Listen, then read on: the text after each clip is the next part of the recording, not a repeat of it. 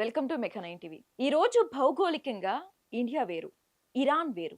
మతపరంగా చూసుకుంటే ఇండియాలో హిందూ మతం మెజారిటీ ఉంటే ఇరాన్లో ఇస్లాం మెజారిటీగా ఉంది.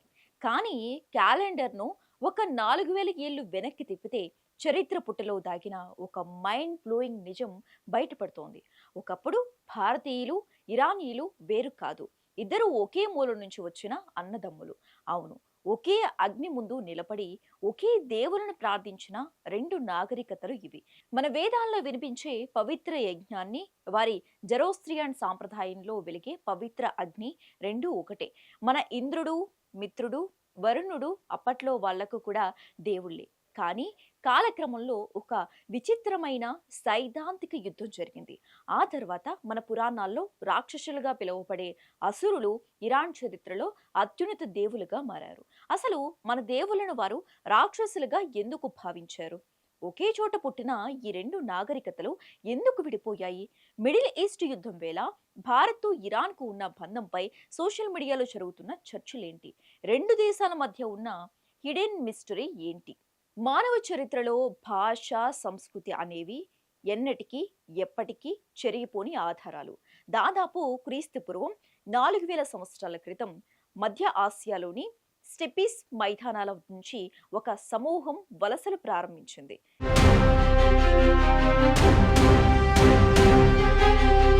చరిత్రకారులు వీరిని ఇండో ఇరానియన్స్ అంటారు. ప్రయాణ మార్గంలో వీరు రెండుగా విడిపోయారు. ఒక వర్గం పర్షియన్ పీఠభూమి వైపు వెళ్లి ఇరాన్ను నిర్మిస్తే, మరో వర్గం తూర్పున ప్రయాణించి సింధు నది పరివాహక ప్రాంతానికి చేరుకుని వేద నాగరికతను స్థాపించింది. దీనికి అతిపెద్ద సాక్ష్యం మన ప్రాచీన గ్రంథాలు. హిందువుల పవిత్ర గ్రంథమైన ఋగ్వేదం, ఇరాన్యల ప్రాచీన పవిత్ర గ్రంథమైన జెన్ అవెస్టా పక్కపక్కన పెట్టి చదివితే అందులో ఉండే దేవుళ్ళు, ఆచారాలు, మంత్రాలు దాదాపు 70% ఒకేలా ఉంటాయి. భారత్, ఇరాన్ మధ్య ఉన్న బంధాన్ని అర్థం చేసుకోవాలంటే ముందుగా ఈ భాష వింతను చూడాలి. సంస్కృతంలో వాడే సా అనే అక్షరం ఇరానియన్ భాషలో హాగా మారుతుంది. మన వేదాల్లో సప్త సింధు అని రాసి ఉంటే వాళ్ళ అవేస్ట గ్రంథంలో దాన్ని సరిగ్గా హప్త హిందూగా వర్ణిస్తారు. అలాగే మన సరస్వతి నదిని వారు హరహ్వతి అన్నారు.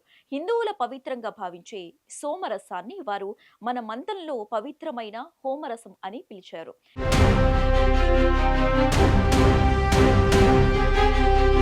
ఇది కాకతాళీయం కాదు. ఒకే తల్లికి పుట్టిన ఇద్దరు పిల్లలు రెండు ప్రాంతాలకు వెళ్లి వేరువేరు యాసలో మాట్లాడుకున్న భాష ఇది.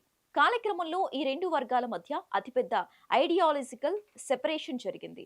దేవుళ్లను కొలిచే విధానంలో వారు పూర్తిగా వ్యతిరేక ధృవాలుగా విడిపోయారు. ఇరాన్లో పుట్టిన జరోస్ట్రియన్ మతంలో అత్యున్నతమైన దేవుని పేరు అహూరా అజ్జా. ఇందులో అహూరా అంటే దేవుడు లేదా ప్రభు. అదే పదాన్ని సంస్కృతంలోకి మారిస్తే అసుర అవుతోంది. ప్రాచీన ఋగ్వేదం మొదటి భాగాల్లో కూడా అసుర అంటే గొప్ప దైవత్వం. ఇంద్రుడు, వరుణ్ణి అసురులు అనే పిలిచేవారు. కానీ తర్వాత కాలంలో హిందూ పురాణాల్లో అసురులు అంటే రాక్షసులుగా మారిపోయారు.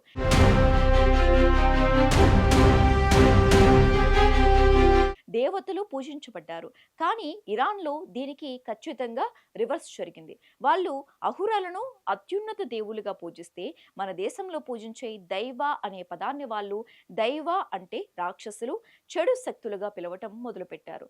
ఈ దైవ అనే పదం నుంచే ఇంగ్లీష్లో డెవిల్ అనే పదం పుట్టిందని భాష శాస్త్రవేత్తలు చెబుతున్నారు. సైద్ధాంతికంగా విడిపోయిన ఈ రెండు నాగరికతలు పంచుకున్న అతిపెద్ద ఉమ్మడి సాంప్రదాయం అగ్ని పూజ. భారతీయ వేద సాంప్రదాయంలో అగ్నిని సాక్షిగా పెట్టి చేసే యజ్ఞం ఎంత పవిత్రమైనదో మనకు తెలుసు. జరోస్ట్రియన్ మతంలో కూడా అగ్నికే అగ్రస్థానం. వాళ్ళు అగ్నిని ఆరాధించే కర్మను సరిగ్గా యాస్నా అని పిలుస్తారు. వేల సంవత్సరాల పాటు ఇరాన్లో జరోస్ట్రియన్ మతం ఒక వెలుగు వెలిగింది. సైరస్ ది గ్రేట్ స్థాపించిన అఖీమెనిడ్ సామ్రాజ్యంలో ఇది విశ్వవ్యాప్తమైంది.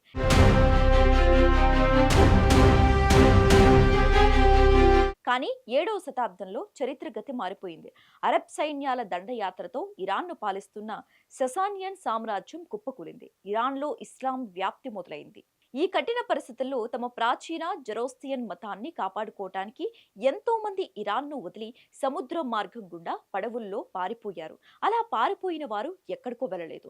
వేళ్ల ఏళ్ల క్రితం విడిపోయిన తమ సోదర నాగరికత అయిన ఇండియాలోని గుజరాత్ తీరంలోని ఆశ్రయం పొందారు. వారినే మనం నేడు పార్సీలు అని పిలుస్తున్నాం. అలా ఒకప్పుడు విడిపోయిన రెండు సంస్కృతులు వేల ఏళ్ల తర్వాత మళ్ళీ భారత గడ్డపై ఒకటయ్యాయి. ఇరాన్ నుంచి వచ్చిన ఈ చిన్న సమూహం వందల ఏళ్లలో భారత పారిశ్రామిక సైనిక రంగాన్ని శాసించే స్థాయికి ఎదిగింది. దేశానికి గర్వకారణమైన టాటా, గోద్రేజ్, వాడియా లాంటి పారిశ్రామికవేత్తలు భారత సైనిక చరిత్రను తిరగరాసిన